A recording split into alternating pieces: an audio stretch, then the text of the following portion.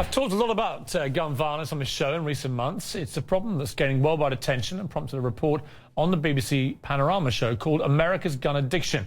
Their investigation shows how shockingly easy it is to legally buy an assault weapon, no questions asked. And joining me now is BBC correspondent Hilary Anderson, who went undercover to buy an AR-15. Hilary, thank you for joining me. I watched the Panorama report you did tonight with... It wasn't really shock, actually, because I have known for a while that 40% of all gun trades in America are done without any form of background checks. But to see the ease with which you went to a gun show and just bought a Bushmaster AR-15 assault rifle, the exact same weapon that Adam Lanza used at Sandy Hook, was pretty disturbing. Let's take a look at a clip from your investigation.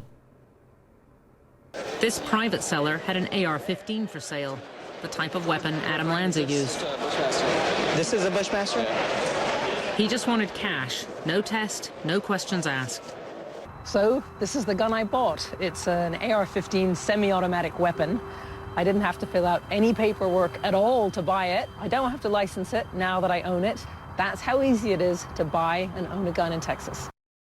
Were you surprised, Hilary, at the ease with which you bought that rifle?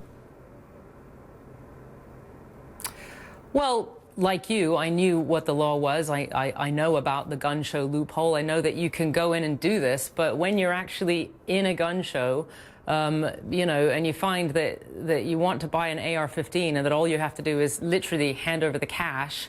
The guy didn't even ask for my driver's license. I showed it to him, but he wasn't interested. I asked for a receipt. He wasn't interested.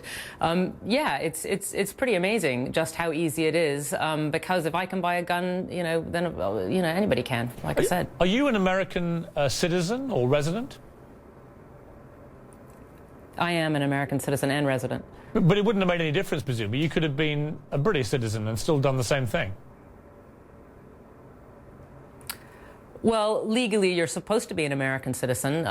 Legally, you're not supposed to be mentally ill. Legally, you're not supposed to be a criminal. But the fact is that in a gun show, you know, if you're buying from a private dealer, which is very different than if you're buying from a licensed dealer, if you're buying from a private dealer, nobody asks any questions. So you can really do whatever you want. And there's no follow-up in Texas because you don't have to license the gun or register it after you buy it. You can just, you know, go put it in your car and drive home with it and do what you want with it. Now, if you buy from a licensed dealer at a gun show or anywhere else, it's a completely different story. That's when you have to pass this instant background check. But we did a lot of work looking into the detail of what this background check entails for the documentary that I made, and found out that because we were focusing very much on the issue of mentally ill people in America and whether or not they can buy guns. So yes, they can easily buy them through private dealers because there are no checks at all. But can they pass the instant background check? Well, that's where it gets really interesting,